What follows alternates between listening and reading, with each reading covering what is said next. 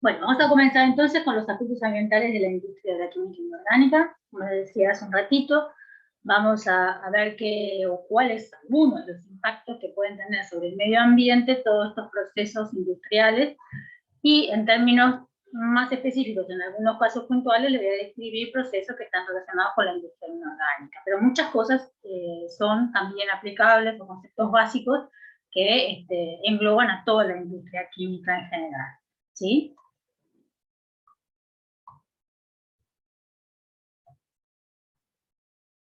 Entonces, un poco repasando lo de la clase anterior, habíamos visto que para la obtención, ¿sí?, de un producto final cualquiera, necesitábamos un proceso químico de tecnologías, y para someterlo a un proceso químico usábamos como materia prima los recursos naturales, que en nuestro caso, en la parte de producción inorgánica, generalmente son productos naturales no renovables. Hacemos uso fundamentalmente de la energía, que se considera como una materia prima, y eso va a tener repercusiones en el medio ambiente, va a generar un impacto ambiental luego de llevar a cabo la producción de un producto cualquiera. Y obviamente que tener para todo este proceso, conocer todos los aspectos económicos de esa producción en particular, que fue lo que vimos en la clase pasada. Y hoy nos vamos a dedicar entonces a este ítem, que es el impacto ambiental. Vamos a cambiar el puntero para que lo vean bien. Ahí está. Ese puntero láser se ve bien. Entonces, vamos a ver un poco el impacto ambiental, a qué nos estamos refiriendo, cuáles son los factores más importantes dentro de una producción en general que impactan sobre el medio ambiente, ¿sí? Ni que hablar que lo primero que tenemos que fijarnos es en la materia prima, ¿sí? Que nosotros sabemos que esta materia prima generalmente se obtiene por extracciones y producción, y todos esos procesos de extracción, que pueden ser por generación de túneles, o que puede ser por explotación a cielo abierto, generan, ¿sí?, residuos, generan emisiones que pueden ser emisiones como gases, polvos, ¿sí? Hay un montón de residuos que se generan no solo en la extracción de la materia prima, sino también en su propia producción, que puede ser por medio de la hidrometalurgia o la pirometalurgia, pero todo esa extracción del producto en cuestión a partir de la materia prima genera una cantidad de residuos y emisiones que van a tener un impacto a nivel ambiental, ¿sí?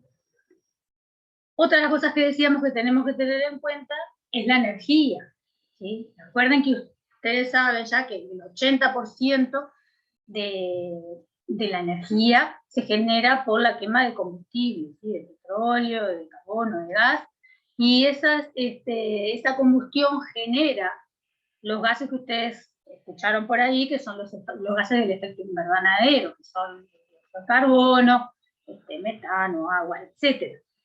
Todos esos gases que se generan a la hora de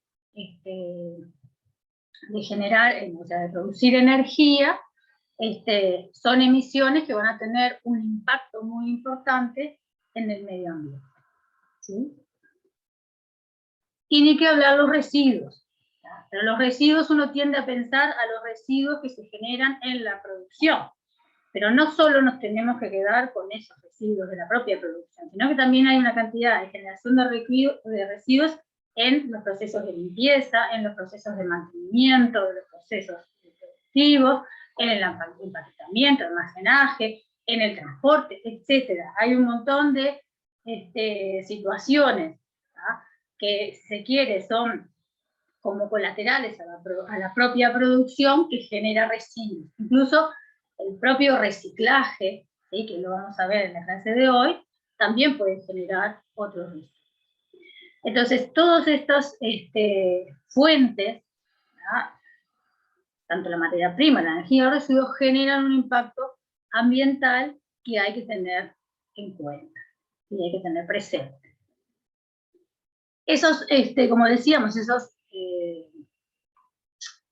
residuos, ¿sí?, o emisiones van a generar un impacto, y van a ser ocasionados en la propia producción, como les decía, o en operaciones colaterales a la producción. Esas emisiones generalmente son emisiones de gases que van a tener que ser controladas, ya sea por modificaciones en la parte edilicia, controles en la maquinaria o en los procesos de producción. Pero no solo hay impacto ambiental por los gases generados, ¿verdad?, en estos procesos, sino que también puede haber vertidos de líquidos a las aguas, ¿verdad?, ya sea en forma voluntaria, ¿no?, porque uno sabe que va a verter ciertos líquidos residuales que de un proceso a las aguas, o sea, se deja drenar, o por fugas, ¿no? Pero la cuestión es que va a haber efluentes que pueden impactar en el medio ambiente. Obviamente, cuando es un tema voluntario, tiene que haber controles, ¿verdad?, ya sea de tratamiento previo a dejar que esos efluentes alcancen las aguas, ríos, arroyos, etc., o una disminución de la cantidad de desecho, de contaminantes que se están liberando a ese punto. Y después tenemos todo lo que es lo que mencionábamos un poco en la diapo anterior, toda una cantidad de colaterales a lo que es la producción en sí, como por ejemplo el transporte, los productos residuales, porque todo eso genera también un impacto ambiental. Con todos los factores que tenemos que tener en cuenta, ¿sí?, a la hora de evaluar el impacto ambiental de una producción, ¿tá?, cualquiera, ¿tá?, sobre el medio ambiente. Ahora bien, ¿quién regula? ¿Sí? ¿Quién regula el impacto ambiental? Bueno, acá en Uruguay lo regula la DINAMA, ¿sí?, la Dirección Nacional de Medio Ambiente, que depende del Ministerio de Vivienda y Ordenamiento Territorial del Medio Ambiente. O sea, ahora se generó un Ministerio Ambiental, pero bueno, no sé en qué esfera quedó de ordenamiento de la DINAMA, pero de todas maneras, de lo que está relacionado con el medio ambiente y el ordenamiento territorial, la DINAMA tiene potestades, ¿verdad? ¿Y cuál es la potestades de la DINAMA acá en Uruguay? ¿Sí? Lo que está establecido ahí, lo saqué textual de su página, y es: el cometido es lograr una adecuada protección del ambiente, propiciando el desarrollo sostenible a través de la generación y aplicación de instrumentos orientados a una mejora de la calidad de vida de la población y la conservación y el uso ambientalmente responsable de los ecosistemas, coordinando la gestión ambiental de las entidades públicas y articulando con los distintos actores sociales. Ese es el objetivo de la DINAMA. ¿Sí? Obviamente, en cada país hay un organismo regulatorio, y por supuesto que a la hora de establecer decretos y normas que regulen, ¿sí?, el impacto ambiental de estas empresas, se llevan a acuerdos mundiales, ¿verdad? No son solo decisiones tomadas por Uruguay. Tenemos acuerdos nacionales. O Uruguay también busca o toma parámetros de la Unión Europea. Entonces, ¿cómo podemos hacer para minimizar ese impacto? ¿Sí? Entonces, las reglamentaciones que acabamos de ver que surgen de la DINAMA, todas las reglamentaciones ambientales, van a regular la actividad industrial. Y si regulan la actividad industrial, por ende, van a minimizar el impacto ambiental, ¿verdad? Por supuesto que se establecen decretos, y para que se disminuya el impacto ambiental o se regule la actividad industrial, tiene que haber un cumplimiento de esos decretos. ¿Qué es lo que establecen los decretos? Bueno, los decretos establecen límites máximos de contaminantes, ¿no?, a ser vertidos, por ejemplo, en el medio ambiente, ¿no?, entre otras cosas. Pero lo que establece son límites a los cuales se pueden alcanzar, por ejemplo, de determinados metales en los afluentes. Límites de determinados gases que pueden ser liberados a la atmósfera a tal altura. Por encima de tal altura, la concentración puede ser mayor. O sea, hay un montón de niveles máximos de los cuales podemos llegar. Entonces, lo primero que se hace para regular la actividad industrial es establecer límites al impacto ambiental. Y eso, como les decía, se trabaja en forma colaborativa con otros países, generando estos decretos. Un poco basado, obviamente, un poco y no tampoco, en todo lo que es el estudio de la toxicidad de cada uno de estos metales, por ejemplo, a nivel del organismo. Pero no solo el organismo humano, estamos hablando de todo, desde el fitoplancton hasta el ser humano, o sea, todo el efecto que puede tener esos contaminantes en todo el ecosistema. ¿Sí? ¿Cuáles son los cambios que la industria puede plantearse, ¿sí?, para poder disminuir, minimizar este impacto? Y bueno, por un lado, controlar los residuos que se generan, las emisiones, los efluentes. Se trata de disminuir la generación de todos estos productos.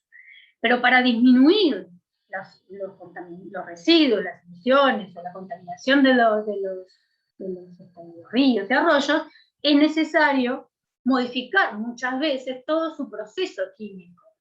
¿Sí? No alcanza a veces con tomar o hacer cambios a nivel de edilicio, sino que también hay que cambiar a veces las rutas químicas. ¿Tá? ¿Y a qué lleva ese cambio de la ruta química? Lleva a tener que asumir muchos costos, inversiones, ¿tá?, que va a afectar y alterar la producción. ¿tá? Entonces, cuando uno habla de minimizar el impacto, no solo habla de controlar y regular la parte que rodea la producción, sino que muchas veces implica cambiar los procesos. Y el cambiar los procesos puede llevar a un costo muy elevado, porque puede implicar cambios de maquinarias, puede implicar, ni que hablar, cambios en la planta, ¿verdad?, en la parte edilicia. Entonces ello es muy costoso para las empresas. Bueno, como les decía entonces, más allá de lo que habíamos hablado, los cambios que pueden establecer, puede haber también cambios en la tecnología, en controlar las emisiones, en disminuir los residuos, en controlar el proceso, en ajustar los procesos. Y también, obviamente, hay que enfocarse en todos los temas de seguridad de la planta y los planes de contingencia.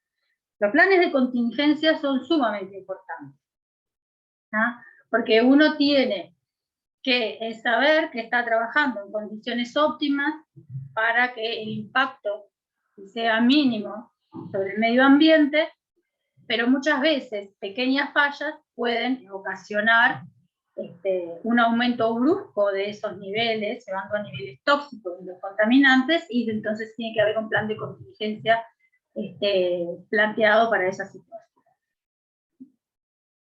Bien, esos serían casos puntuales.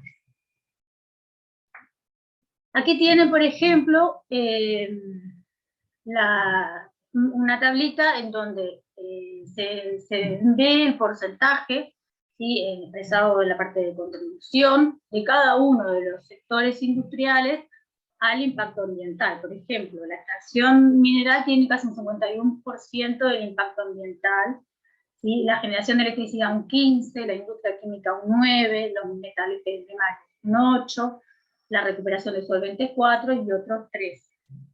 O sea que la extracción de los minerales, ¿sí?, en la naturaleza impacta mucho, o sea, el que tiene mayor porcentaje de impacto a nivel ambiental.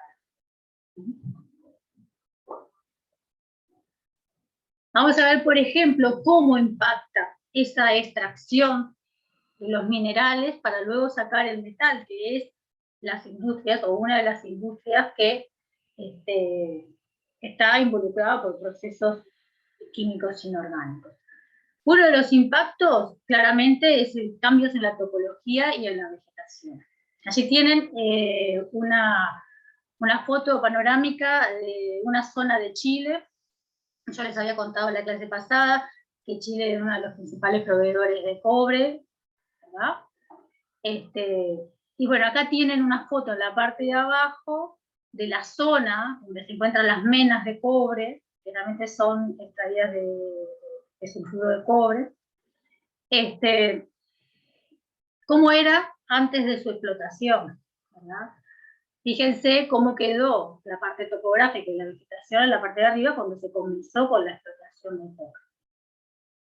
Hay un cambio muy importante, ¿no? La vegetación ni que hablar, porque esto es como cuando uno lo tiene que operar el cerebro, tienes que operarte acá, pero te sacan todo el pelo de alrededor. Bueno, acá es lo mismo. ¿Por qué es necesario sacar la vegetación de las zonas que están alrededor? Bueno, porque es necesario que lleguen maquinarias, camiones, que entran y salgan funcionarios. O sea, es impresionante todo lo que se modifica alrededor de la propia zona donde se encuentran las minas. Entonces, el impacto que tiene la industria extractiva sobre la topografía y la vegetación es muy grande. Hay que hablar de la fauna que habita en esas zonas donde hay ese tipo de vegetación. Después tienen aquí otro impacto, que es el impacto por la generación de polvos y residuos. También estoy siempre hablando de la industria extractiva, ¿verdad? De la extracción de los minerales en nuestro suelo. Entonces, allí lo que tienen, otro impacto es la generación de polvos y residuos. En la foto superior tienen una imagen de residuos que son removidos para alcanzar la mena, ya sea por llegada a las menas por túneles o llegada a la mena por explotación a cielo abierto. Son las dos formas de extraer los minerales. ¿Sí? En los dos se generan residuos. Lo único que capaz que en una forma extractiva a cielo abierto, la cantidad de polvo generado hacia el ambiente es un poco mayor que lo que es por túneles, ¿no? Porque al ser subterráneo, sí se sacan los residuos hacia afuera, pero en forma más contenida, vamos a decir. ¿Lo ven eso? Bien. Y acá abajo tienen una imagen de la extracción y la molienda de fosforita, que es en Jordania. La fosforita es extraída de una roca que es sedimentaria, que tiene fundamentalmente aporte de fosfato, ¿sí? Entonces se utiliza mucho como fertilizante. Cuando vayan a Isusa van a ver que hay fosforita, porque lo venden, es uno de esos productos. La fosforita lo que tiene como roca sedimentaria, a diferencia de otras, es que tiene un alto porcentaje de fosfato, ¿tá? Casi entre un 15 y un 20%. O sea que es una muy buena fuente de aportes de fosfato. Piensen que, por ejemplo, otra roca sedimentaria que aporte otros metales, el contenido de ese metal puede llegar a ser menor del 0,1%. Acá estamos hablando de un aporte entre el 15 y el 20%. Bueno, y ahí ven la generación de polvos, ¿verdad? Hacia el medio ambiente cuando se está llevando a cabo la extracción. Otro de los impactos que tienen por allí es en la generación de gases, ¿verdad? Y específicamente la generación, en este caso les pongo de ejemplo, ¿verdad?, de dióxido de azufre. El dióxido de azufre se genera cuando se produce la extracción, ¿sí?, de azufre de distintos minerales como son la galena, el ciñabio, la perita, la esfalerita, que aportan sulfuro de plomo, sulfuro de sulfuro de hierro, sulfuro de zinc, respectivamente, que son esta imagen que tienen acá abajo. O se produce el proceso de tostación, que implica calentamiento, luego hidrólisis, etcétera, para poder extraer los metales de estos sulfuros, se genera dióxido de azufre, ¿no? Ese dióxido de azufre, en un periodo no tan largo, una semana, poco más, se oxida a trióxido de azufre. Y ese trióxido de azufre, en contacto con la humedad ambiental, forma ácido sulfúrico, que es trasladado sobre partículas, ¿sí?, generando esta imagen que tienen aquí, ¿sí?, de niebla, y eso en realidad pues, se conoce, ustedes lo conocen por allí como la lluvia ácida, ¿no? Eso es niebla generada por ácido sulfúrico. Obviamente, todo lo que toca esa niebla ácida, o esa lluvia ácida, va a ser corroído. Siempre que haya desprendimiento de gases, todo lo que esté a su alcance se va a correr. Cuando vayan a Isusa, uno de los principales fuentes de contaminación que tiene es la generación de dióxido de azufre. Entonces, si logramos ir, ojalá que sí, intenten ver cómo ellos hacen para disminuir este impacto de generación de gases. Antiguamente, Isusa es una planta muy vieja, antiguamente, en los primeros inicios, donde todo lo que era impacto ambiental no estaba tan cuidado, no se le prestaba tanta atención, la generación de ácido era tan notoria que todas las personas que iban en auto volvían a su casa con chatarra a lo largo del día, o sea, que no iban en ómnibus a trabajar para no perder su auto. Eso es anecdótico. Bien, otro de los impactos que pueden tener, ¿sí?, es, hoy les mencioné también, pero en esta industria extractiva, es el drenaje de las aguas ácidas, por ejemplo, en las minas de hierro. ¿Sí? Para la extracción de hierro,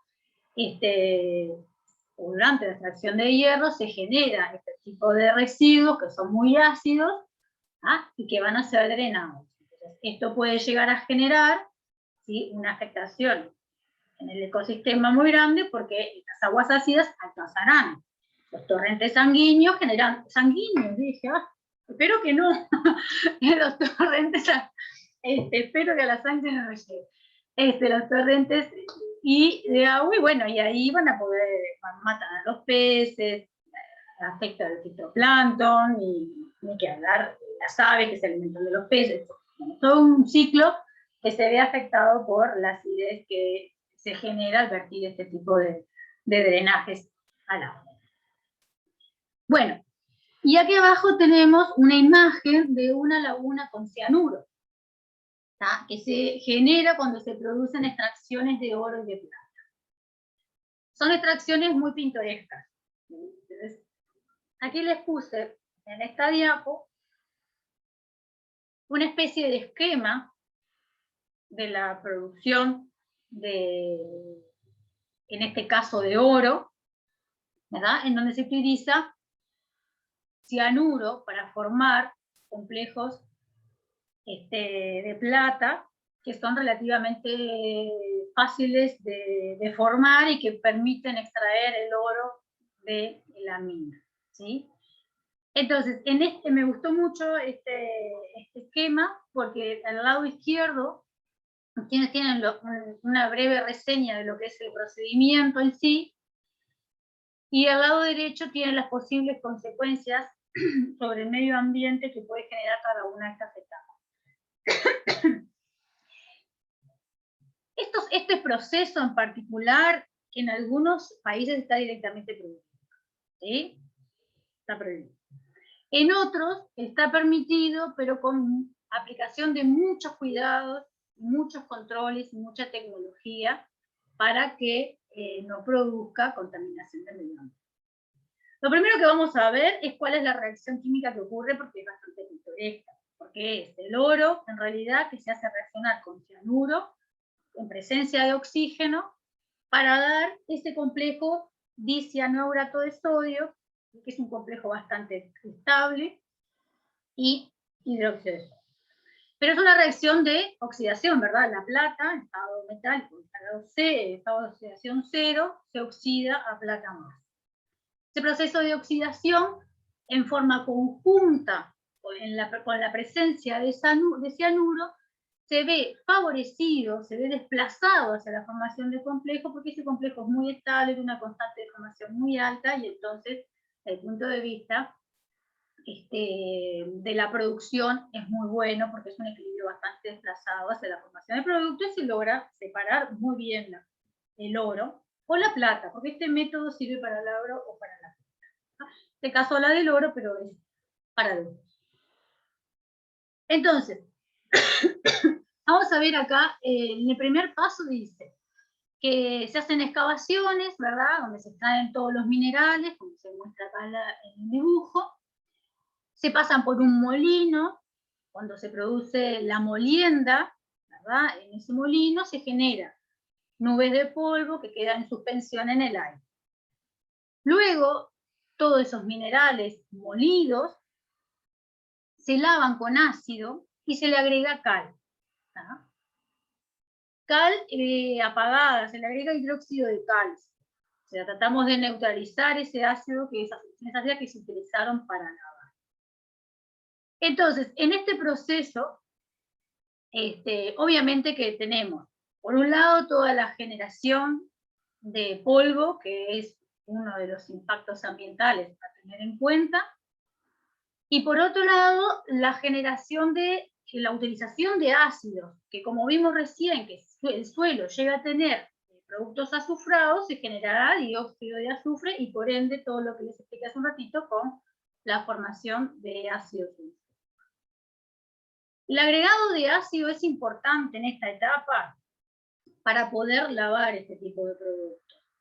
Entonces, se le agrega la base con la finalidad de disminuir entonces, ¿sí?, la formación, ¿sí?, o la liberación de dióxido de azufre, pero también tiene una función importantísima, y es que tenemos que pasar a la segunda etapa con la situación menos ácida posible. ¿Por qué? Porque tenemos que ir preparando la muestra para que no sea ácida, porque luego se va a agregar cianuro. Ustedes recuerden que el cianuro es muy tóxico. Y lo que es muy tóxico es el gas cianuro de hidrógeno, que se forma en medio ácido. Entonces, cuando le agreguemos cianuro de sodio en la etapa 3, tenemos que asegurarnos que la muestra no sea ácida, para que no se generen esos gases, que son muy tóxicos. Recuerden que afecta el sistema nervioso central, da inconsciencia, paro respiratorio. ¿No? Entonces necesitamos en esta instancia asegurarnos de neutralizar esa cantidad de mineral al cual ha sido lavado con anterioridad con ácido. Entonces la presencia del hidróxido de calcio es fundamental. ¿Tá? Bueno, una vez que procedemos entonces a neutralizar todo ese mineral, se vuelve a moler en la etapa 2, ¿verdad?, generando una nube de polvo. Pero una nube de polvo mucho mayor, porque es un polvillo más fino, porque se lleva al tamaño lo más chico posible. Algunos hablan que se puede llevar al tamaño similar a la harina, y es obviamente ese polvo tan fino puede ser o alcanzar lugares más lejanos. O sea, que puedo llegar con ese polvo a alcanzar zonas urbanas, ¿verdad?, por acción del viento. Entonces, esta generación de nube de polvo más fino es un impacto ambiental. Bien, en la etapa 3, todo ese material que se obtuvo en la etapa 2, material, como decíamos, más bien fino, se coloca como una especie de, ellos le llaman de cama, ¿verdad?, bien extendido, y se coloca encima con camiones cisternas las soluciones de cianuro de sodio, ¿verdad?, que la concentración tiene que ser unos 500 partes por 1.000.000 de partes de agua. Entonces se coloca sobre todo ese mineral bien molido, y lo que hace es esa solución de cianuro entrar en contacto con el mineral y formar ese complejo que habíamos dicho de cianobrato de sodio, ¿tá?, que va a drenar por un tema físico, porque se coloca toda esa especie de piletones en un desnivel, de tal forma de que se escurra, que drene, hasta unos grandes piletones. ¿No? Unos grandes piletones, como se muestra acá en el esquema, ¿verdad?, en donde se va juntando todo el complejo. En esta parte de acá, en la acumulación de este complejo, los filetones, es donde se cometen o se tiene la mayor cantidad de accidentes posibles. Porque las pinchaduras o las roturas de estos filetones producen filtraciones y eso es lo que contamina de forma mucho más extendida con este producto, ¿verdad? Con cianuro. Entonces es muy importante cuidar, ¿sí?, o mantener en condiciones aptas estos filetones donde se recoge toda la parte del complejo cianuro, en este caso de oro. Bien, una vez que tenemos entonces aquí los filetones, se hace o se bombea hacia la planta propiamente de producción. Antes se hace pasar por carbón para separar algunos metales, pero ya va directamente a la planta de producción, en donde por algún proceso electroquímico, ¿verdad?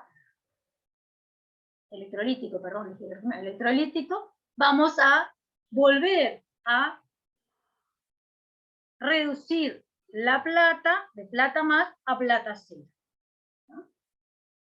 Que por un tema de temperatura, primero generalmente se obtiene fundido, después se aumenta la temperatura y se obtienen los lingotes de oro como se muestra en el ejemplo. En ese proceso, ¿sí?, en donde se produce la reducción de la plata a plata cero, se genera una cantidad de residuos, ¿ah?, que obviamente no sufren esa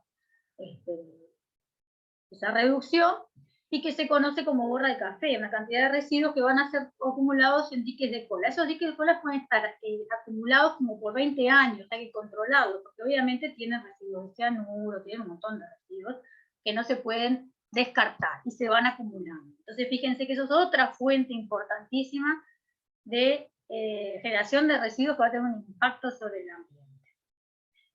Entonces,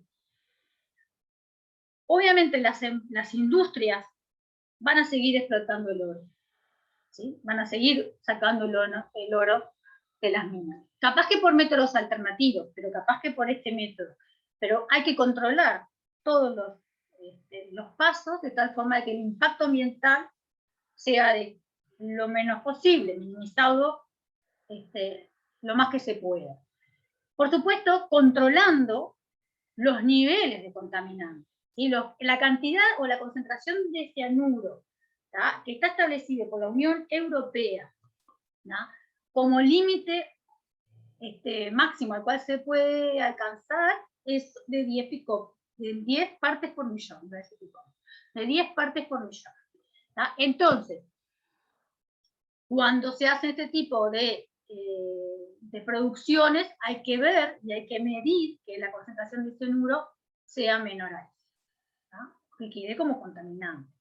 Por supuesto que hay técnicas para tratar de disminuir la cantidad de cianuro, se usa mucho, ven por allí, la oxidación de cianuro a cianatos, ¿tá?, que se usa un oxidante, un catalizador, y eso hace que baje mucho los niveles. Formas hay, pero bueno, le mostré este método de extracción del oro, que también sirve o es utilizado para la plata, porque se trabaja en situaciones bastante extremas, donde hay que tener muchos cuidados y donde el impacto ambiental es muy importante en este proceso de extracción, ¿verdad?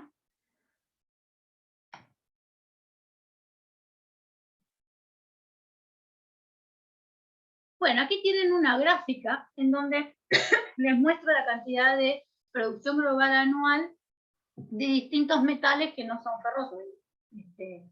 Tienen ahí el aluminio, el cobre, zinc, tienen el plomo, el níquel y otros. Pero la idea es que ustedes vean que más o menos, ya lo habíamos visto en la clase anterior también, pero qué cantidad, o qué cantidad en toneladas se obtiene cada uno de estos metales. Que obviamente esto está hasta 1990, pero la tendencia se mantiene a lo largo de esto. Y el aluminio es uno de los metales que se produce más, y es uno de los que vamos a ver en la clase más adelante, cómo se obtiene, cuáles son los procesos de obtención.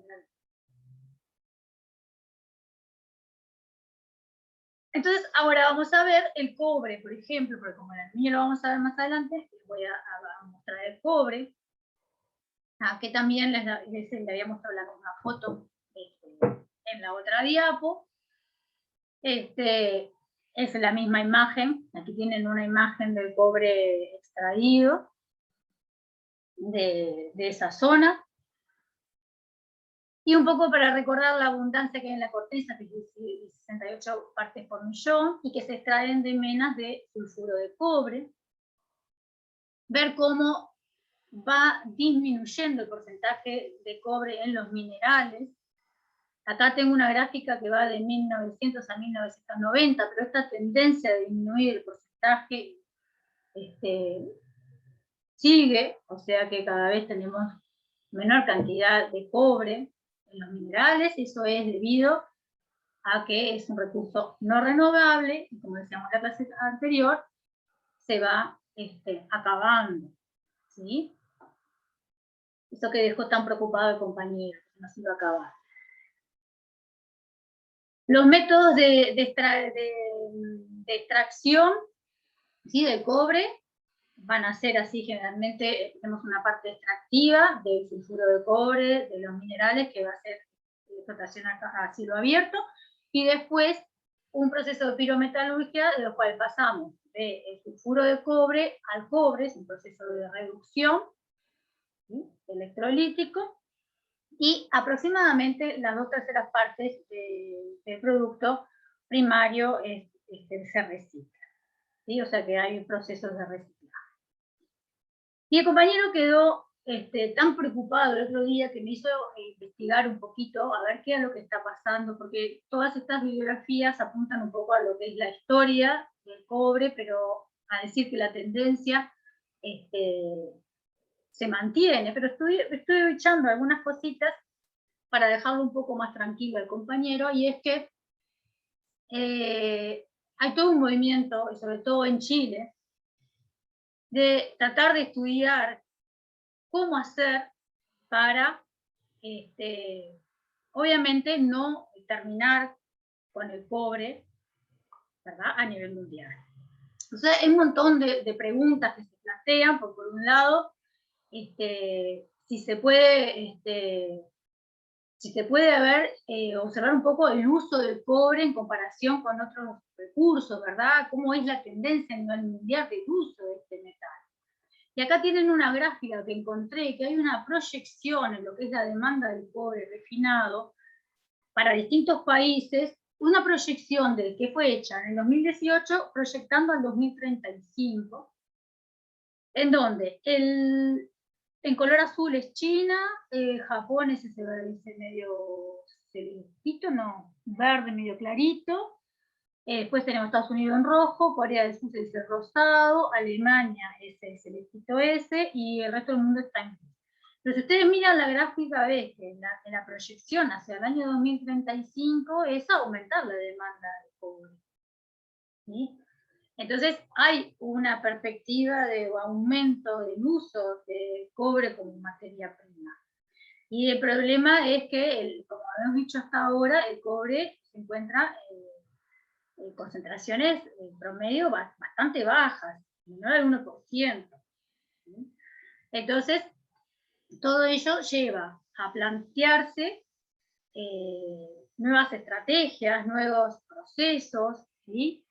Evaluar bien el impacto que tiene todo esto, ya sea positivo o no, sobre el medio ambiente. Ver un poco también la parte económica, cómo afectaría, ¿verdad?, toda la transformación de la industria del cobre, para tratar de disminuir un poco ese impacto ambiental tan grande que tiene como repercusión la disminución de un metal que no es renovable. Entonces, ¿cuáles son las perspectivas de sustituir el cobre en otros materiales, verdad? Lo habíamos hablado la clase pasada, que hay una tendencia a sustituirlo, por ejemplo, en el cableado eléctrico con el aluminio. O sea, hay todo un planteo. Y acá encontré otra gráfica que está muy bonita, que habla de la producción potencial de cobre, también proyectado hasta el año 2035, en donde se grafican Por un lado, la producción en minas, que está marcado en azul oscuro. Luego estamos en celestito los proyectos probables que se pueden establecer para la producción de cobre. Después tienen en rojo los proyectos que ya son firmes, o sea, que ya deben estar financiados, están en marcha. Los proyectos posibles, bueno, tienen altas chances que sean financiados. Pero ven como que todos disminuyen hacia el año 2035. Hay una disminución de todos esos proyectos para la producción del cobre. Sin embargo, la demanda, que es una raya negra que ven acá, sigue aumentando, que es un poco lo que habíamos visto en la diapo anterior. Entonces, de alguna manera, la industria va a tener que cubrir, a medida que avanza el tiempo, esa demanda por alguna otra cosa, ¿verdad? Porque si todo lo que se proyecta hacia 2035 con respecto a lo que es la producción del cobre se ve afectada, va disminuyendo, entonces hay que de alguna manera cubrir la demanda. Entonces también otra de las preguntas que había por allí es, bueno, ¿cómo hacemos para poder reemplazar este metal que es bastante costoso? De hecho, acá tienen una gráfica en donde ven también el costo proyectado hasta el año 2035 de la extracción del cobre, que vieron que va en aumento. Y bueno, de ver finalmente si esto se puede sustituir por algún otro metal, ¿tá?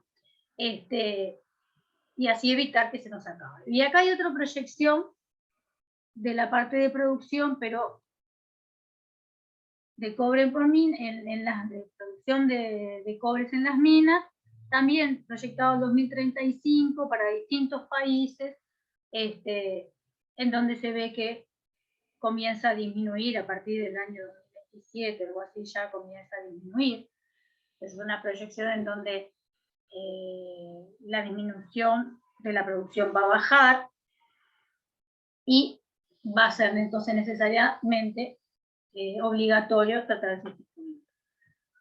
Esto se lo deben al compañero que todavía estaba preocupado por el cobre y por las carencias que vamos a tener. De alguna manera se va a sustituir, pero sí, las proyecciones a largo tiempo es que van a tratar de disminuir la producción del cobre en minas para evitar este impacto ambiental tan grande como es el que se acabe una fuente natural no renovable, ¿no? Bien. Aquí tienen la plata, que es otro de los metales que se extraen, ¿verdad? Que tiene una abundancia bastante baja, es decir, 0,08 partes por millón. Y la extracción se hace de otros, que está mezclado con otros productos, con otros metales, como el oro, el cobre, el zinc. También se hace por metalurgia, pero puede ser por hidrometalurgia o por hidrometalurgia, dependiendo cuál sea la fuente. Si la fuente es sulfuro, se usa la pirometalurgia, si es cianuro, se usa la hidrometalurgia.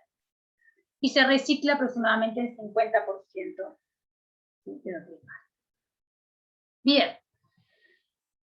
Entonces, vamos a ver un poco cómo podemos conservar los recursos, ¿sí? Estos recursos no renovables, ¿cómo los podemos conservar?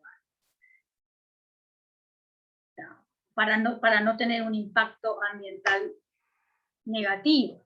Y es por medio de la sostenibilidad. Ustedes habrán escuchado por allí, esta palabra está como muy de moda, pero ¿a qué nos referimos con sostenibilidad? La sostenibilidad ambiental es el equilibrio que se genera a través de la relación armónica entre la sociedad y la naturaleza que los rodea y de la cual es parte. Esa es la definición textual y de sostenibilidad, palabra bastante difícil de mencionar, ¿sí?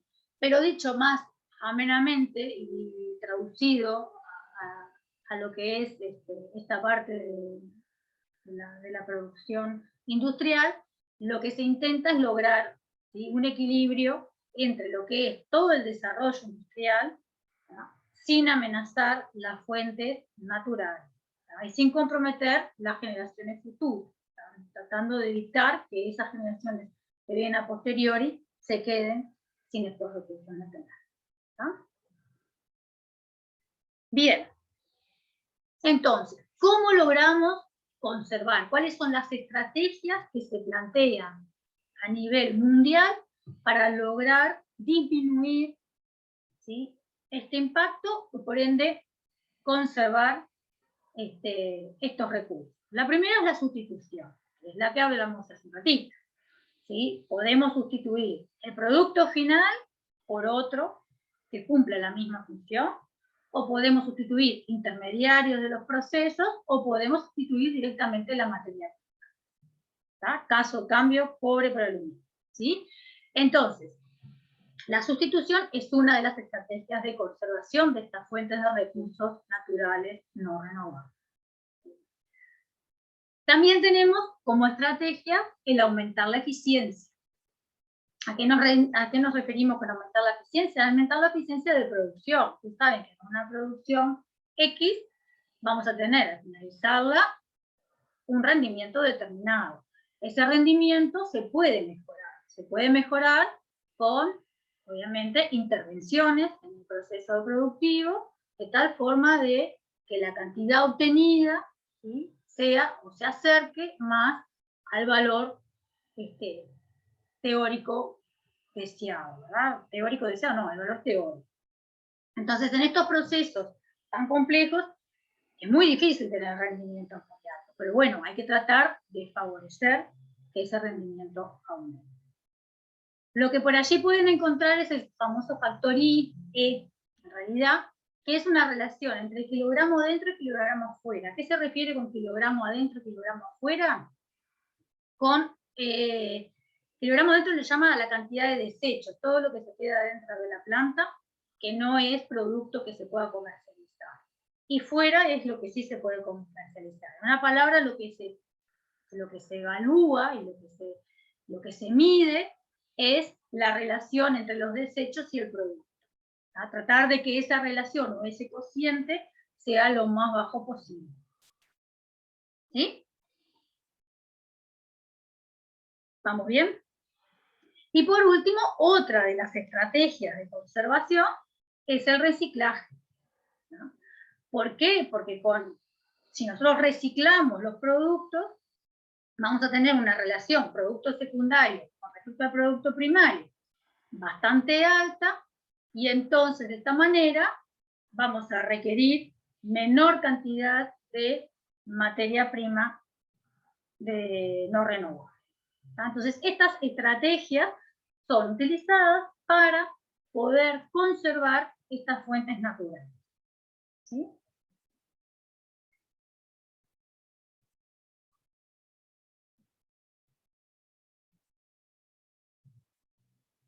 Bien. Nosotros habíamos visto en la clase anterior que siempre que se hace una producción, se intenta tener un máximo beneficio económico y un mínimo impacto ambiental. Con todo lo que vimos en la primera clase, con todo lo que vimos ahora, es obvio que todo lo que uno va a plantear va a ser para lograr estos dos objetivos. ¿Sí?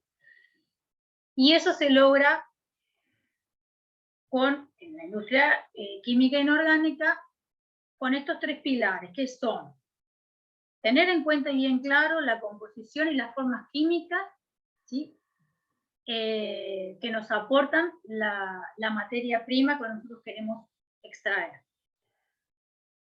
¿Cuál es la metodología que vamos a utilizar, el método productivo que vamos a utilizar para extraer ese metal, que puede ser pirometalurgia o hidrometal? ¿Y cuáles son los posibles productos que nosotros podemos obtener de ese proceso? Teniendo en cuenta todo esto, es que nosotros, o en esos tres pilares, tenemos que lograr trabajar de tal manera de tener el máximo beneficio económico y el mismo impacto ambiental. ¿Sí? Sí, un poco para juntar con lo que vimos en la clase.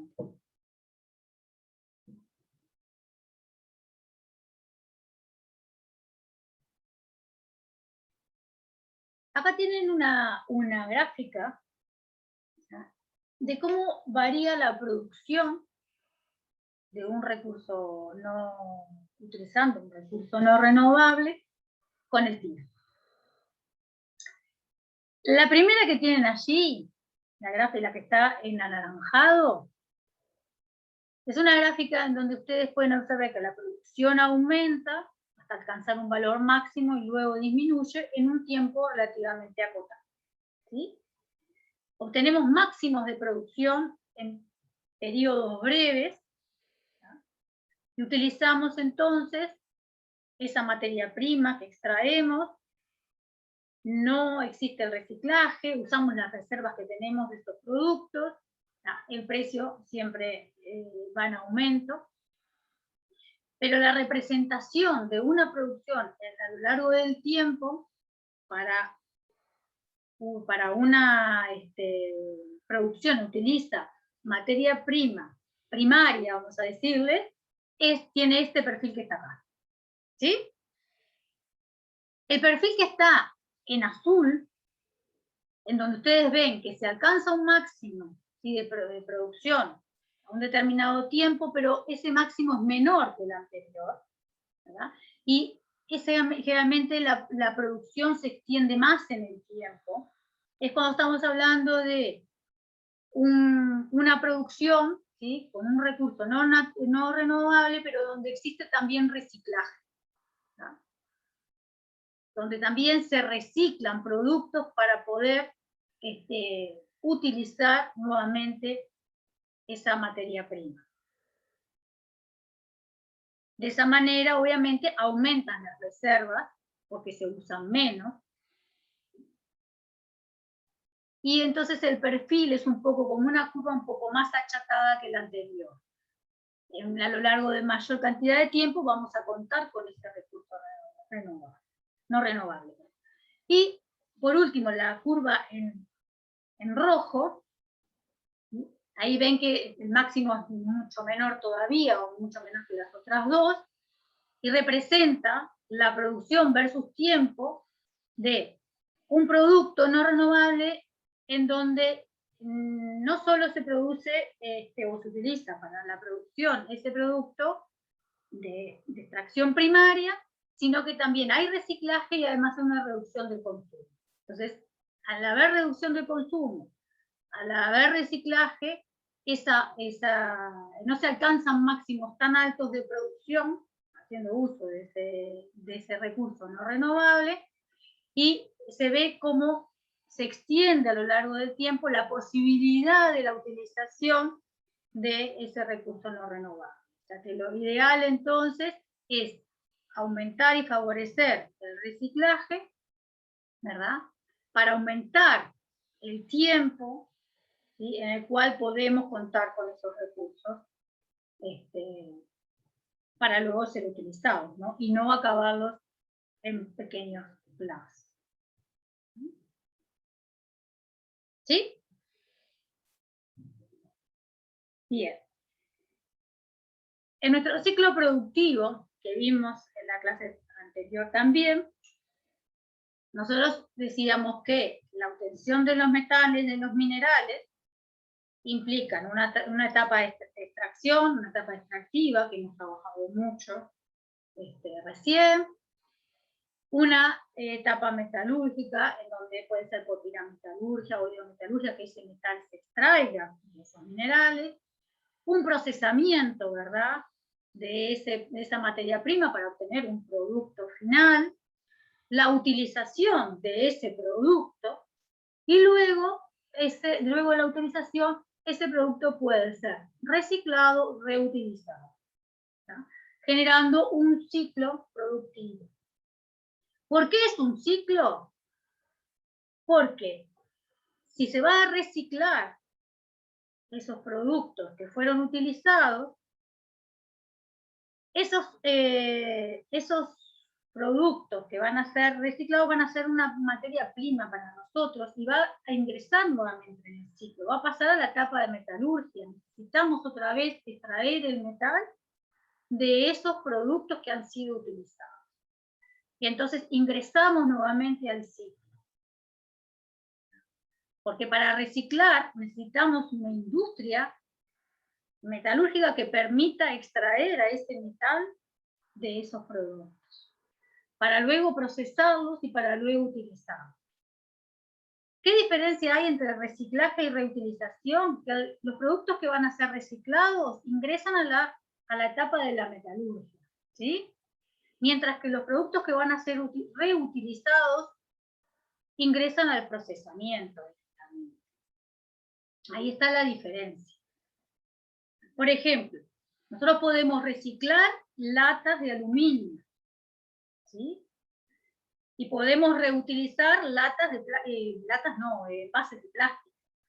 Entonces, el reciclaje de las latas de aluminio va a ir a un proceso industrial donde tengo que sacar el aluminio de esas latas. Tengo que disolverlo, extraerlo y luego procesarlo. La reutilización de ese material de plástico, de botellas de plástico, va a ir a un procesamiento que implicará el lavado, el secado, no sé qué, y después se van a reutilizar. Como que es bien distinta lo que implica un reciclaje de una reutilización.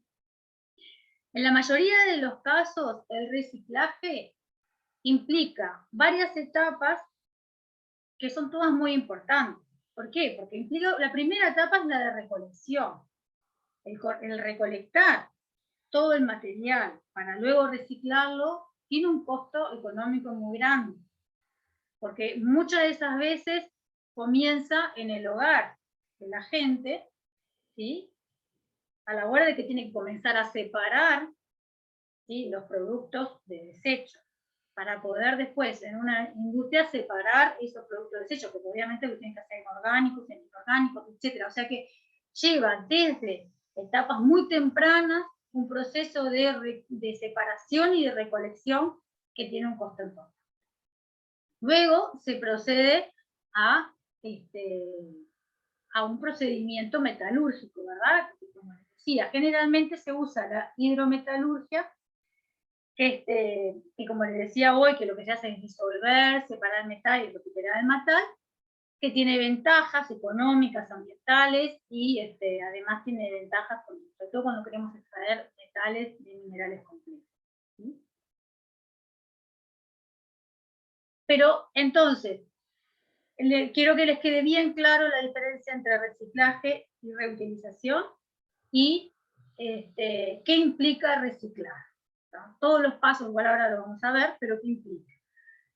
Y saber que, por ejemplo, a modo de ejemplo le puse que un 45% del consumo mundial de oro, platino y aluminio se recicla, un 75% del plomo se recicla, un 60% del cobre se recicla y más de un 50% del hierro y del acero se recicla, ¿no?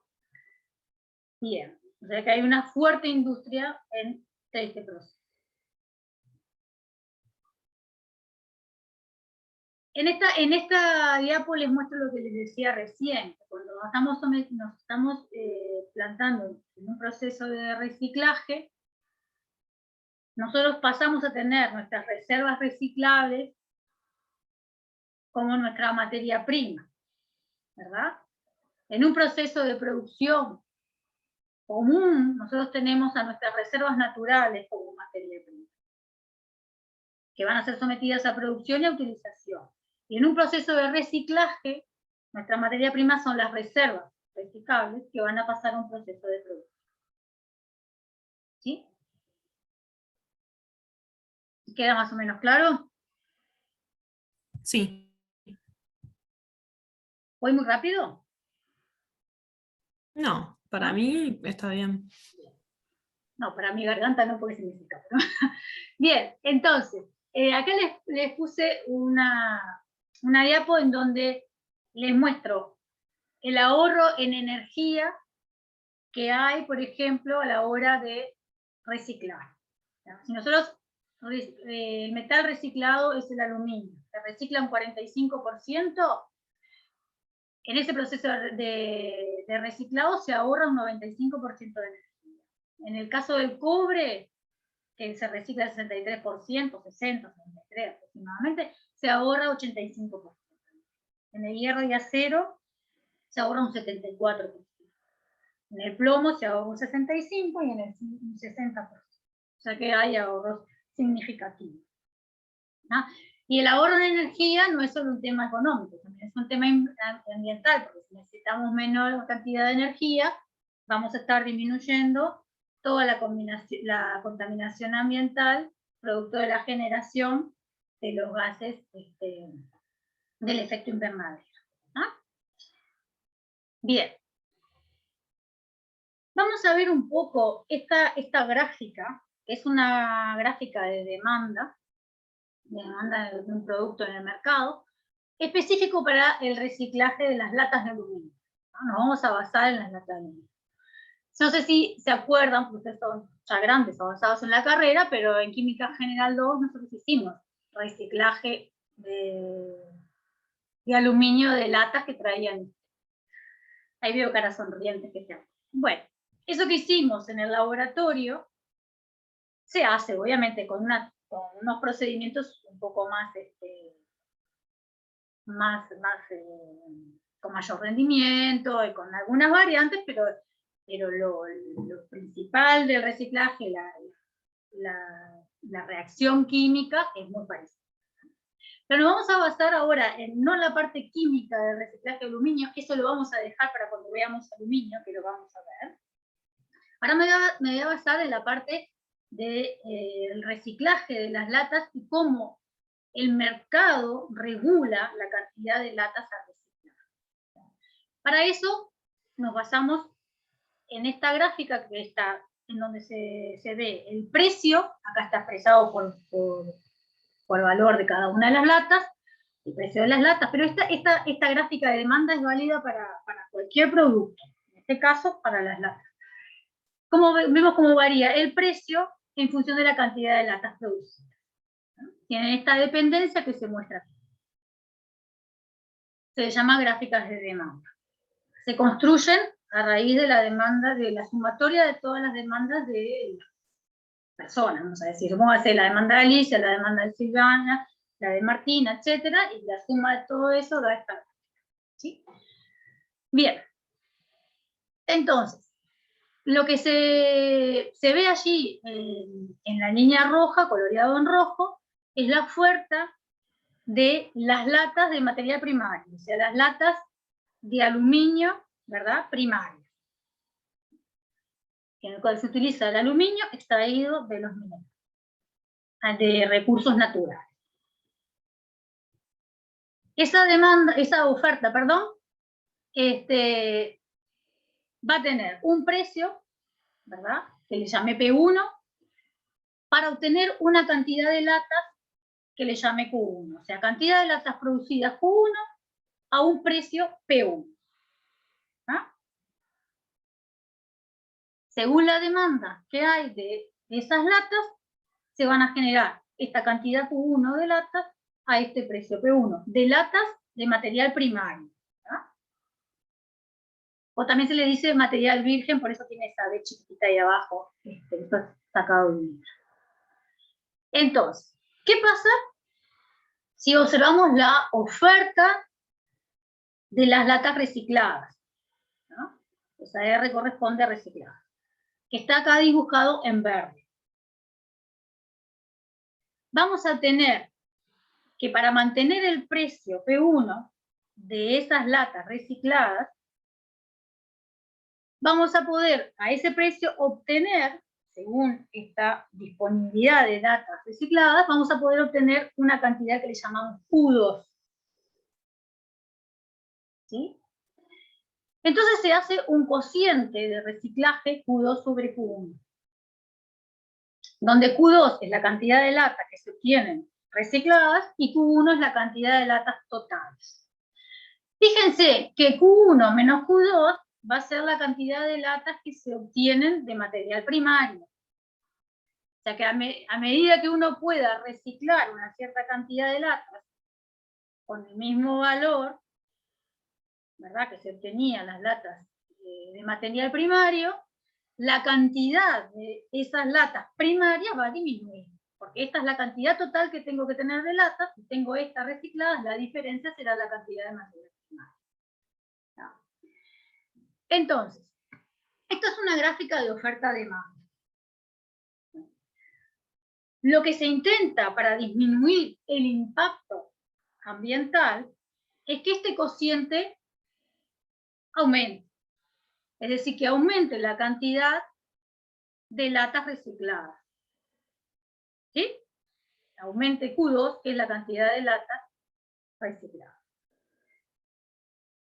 Para que eso ocurra, se pueden hacer 3 cosas. Bueno, capaz que se pueden hacer más, yo sé 3. Una de ellas es aumentar el impuesto al material primario. ¿No? Si yo aumento o le pongo impuestos al material primario, voy a aumentar, acá era el material este que viene de la gráfica anterior que era P1, le aumento, voy a pasar a P1', ¿sí? A P2. Aumento entonces ese precio.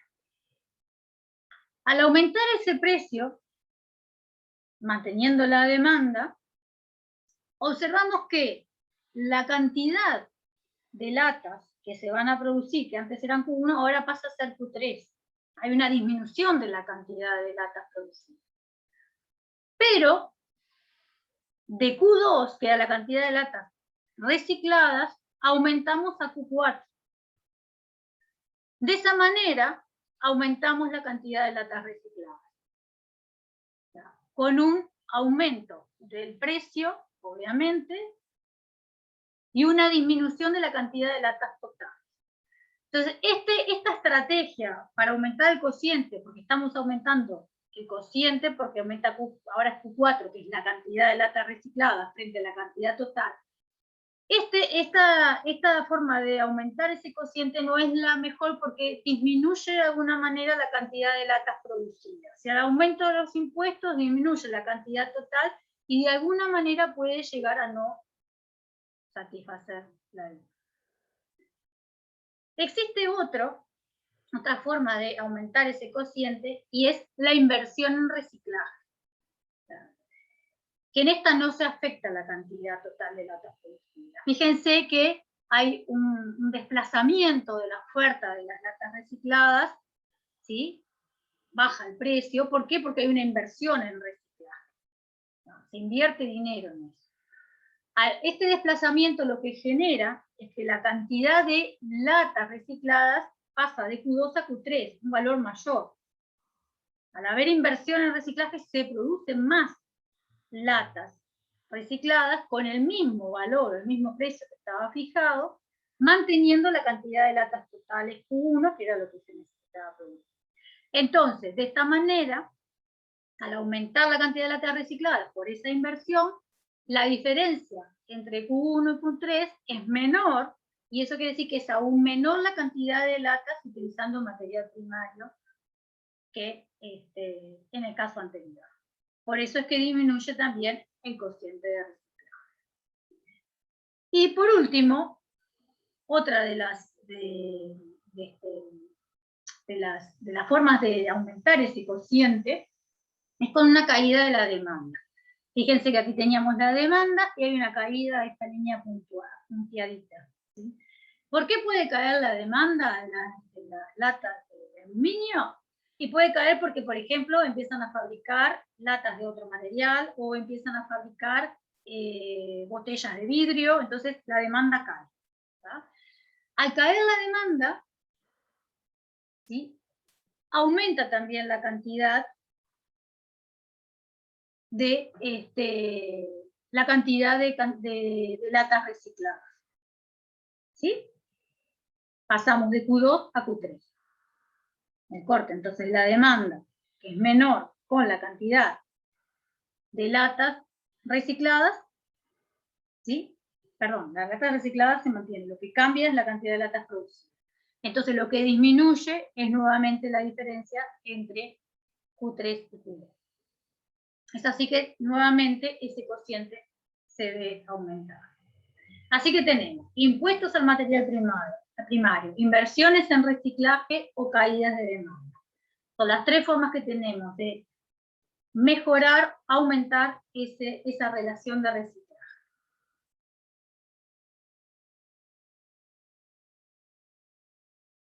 Bien.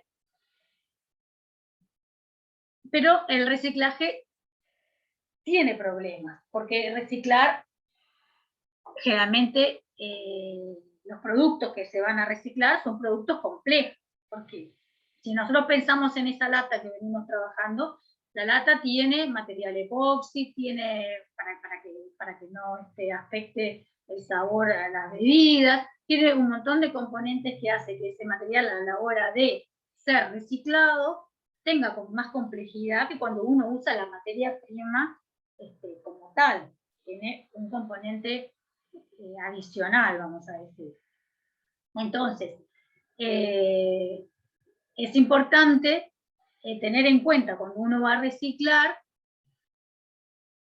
o sea, tener en cuenta que ese material de partida puede ser muy complejo y tener claro cuáles son los componentes de ese material. ¿Ah? Muchas veces, como decían las latas, podemos tener pinturas, etcétera, pero por ejemplo, hay muchas veces que se va a reciclar un material que tiene muchísimos metales. Entonces, ¿cómo hacemos para recuperar un metal de ese producto si está mezclado con muchos otros más? ¿No? Entonces a veces se hace muy problemático. Y como ejemplo clarísimo, tengo de los circuitos que hay integrados por allí, de que cuanto producto tecnológico queda en desuso, genera una cantidad de circuitos impresionante, y las pilas domésticas, ¿verdad? Las pilas domésticas, es impresionante la cantidad que quedan como desechos, y que hay una tendencia a guardarlas. Uno tiende a juntarlas. En la facultad hay tachitos para juntar, en todos lados uno tiende a juntarlas. ¿Por qué? Porque están formados por muchos metales, y metales pesados, mercurio, plomo, cadmio. Entonces, querer reciclar, por ejemplo, los metales de esas pilas es muy problemático.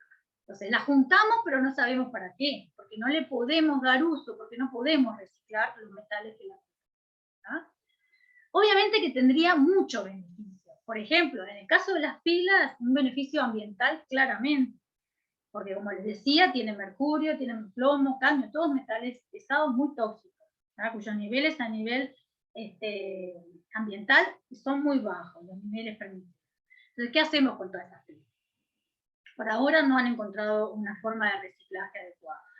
Y desde el punto de vista de los circuitos, hay un tema, un beneficio claro, que es el tema económico, ¿verdad?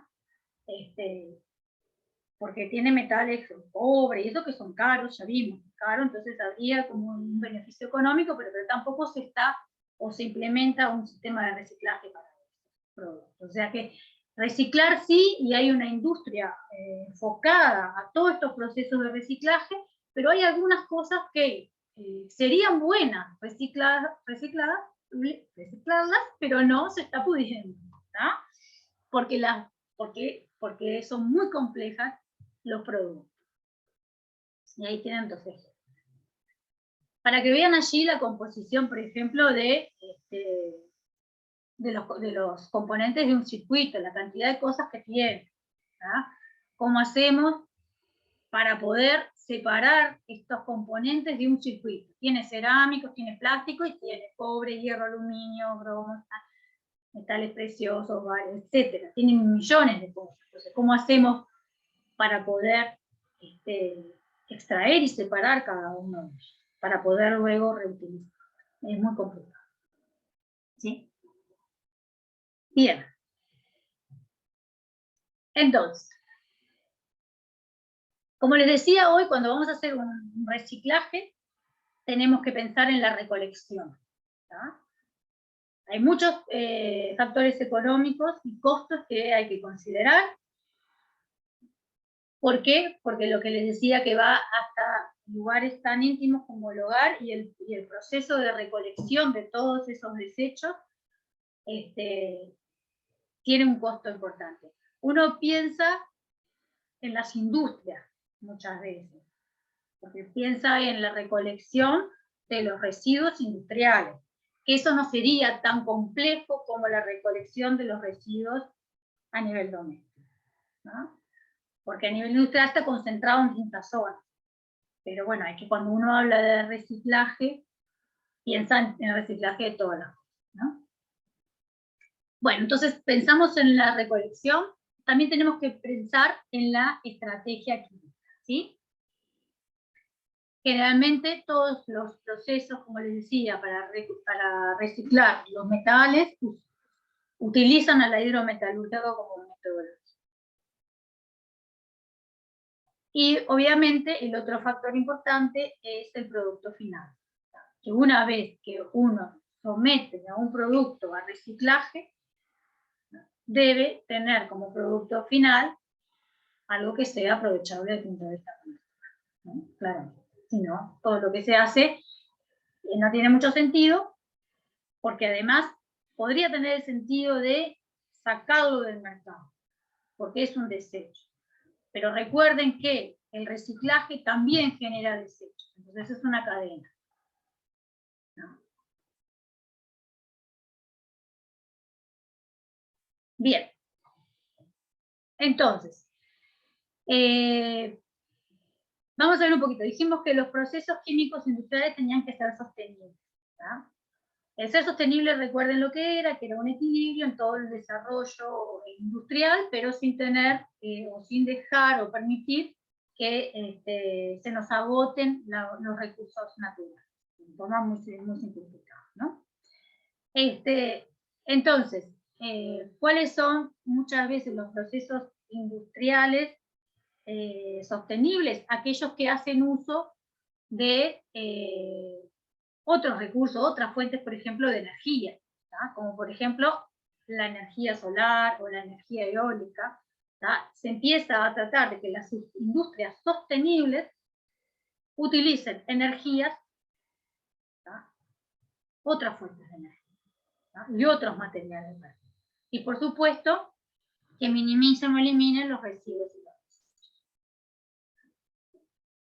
Entonces, cuando se lleva a cabo estos procesos de cambiar los materiales o cambiar las fuentes energéticas, reducir los desechos, todo eso, siempre, ¿tá? Se tiene que tener presente que para que sea sostenible, tiene que garantizar las necesidades de la población, ¿tá?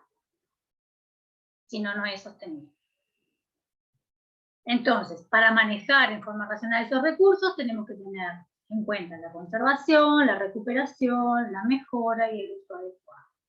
Y así entonces conjugamos todos esos aspectos que son inherentes a todo el proceso, ¿sí? El diseño de la producción industrial, minimizando todo lo que es el impacto ambiental y por supuesto que mejorando la sostenibilidad.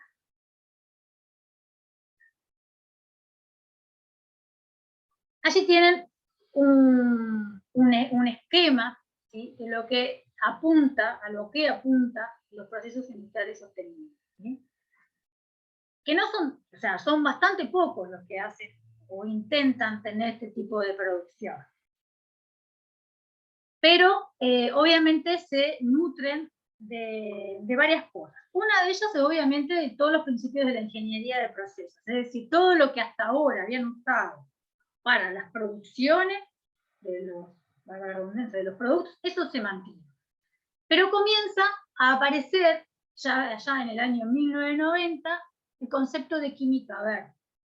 ¿Qué es la química verde?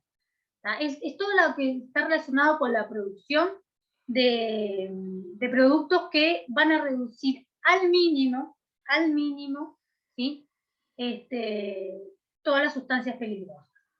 O sea, se hacen productos, se diseñan producciones de tal forma que se reducen o se eliminan de una todo lo que es peligroso. Plantean que es mejor eso, ¿tá? O que es más deseable que gestionar todos los residuos que se generan en la producción, o gestionar toda la contaminación que se genera. Eso es la química verde. Esa química verde es lo que partió o tomó como base la ingeniería verde, ¿no? Que es nada más y nada menos que utilizar esos conceptos para generar y diseñar procesos industriales, ¿no? En los cuales se tengan en cuenta las consideraciones que mencionamos anteriormente, ¿no? Pero obviamente que esos productos que se elaboran sean viables desde el punto de vista económico, ¿no? Si no son viables, no se van a poder comercializar.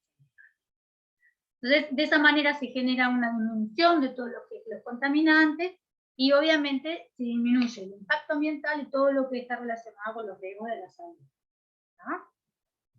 Después también hay como un aspecto que está bastante de moda, que es la ecología industrial, que allí la ecología industrial es como todo lo que está, es como que todos los procesos que ocurren en un proceso industrial sostenible tenga que ser o se lleva a cabo de una forma similar como que si estuviera dentro de un sistema ecológico, donde todo lo que es las instalaciones industriales y las infraestructuras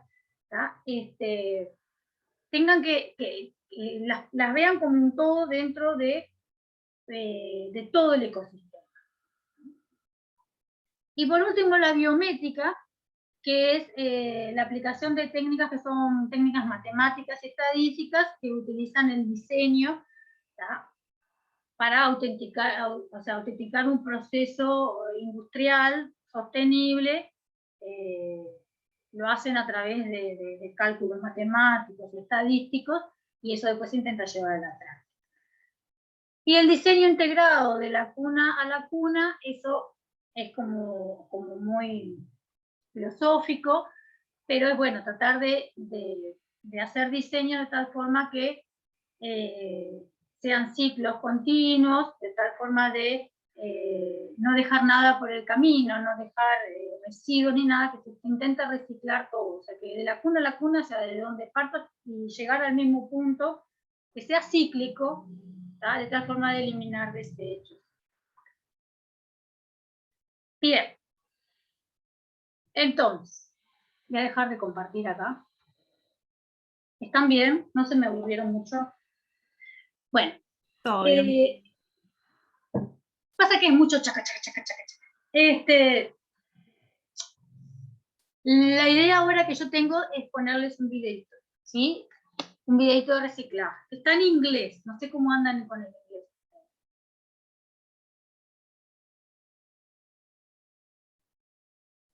Más o menos. Bueno, tenemos dos opciones. Tenemos dos opciones. O se los muestro acá, ¿no? O se los subo a la plataforma EVA junto con la grabación de la clase. Eso como ustedes quieren. Ya estamos en 1 hora y media de clase, no hicimos corte, se hace muy largo, pero eso lo deciden ustedes. ¿Lo quieren ver ahora o se lo subo a la Con plataforma? pasarlo ahora, no sé si se verá bien por la conexión de cada uno, capaz que va con lag o algo por el estilo. Es cortito, es muy Ah, cortito. Es cortito. A ver, esperen un poquito, voy a intentar. A ver. igual, pues, si podés subirlo también a la plataforma, además de si lo vemos Ah, acá. me dice que no la puedo, sí, me dice que no lo puedo minimizar durante la grabación de la clase. Esperen que dejo de grabar.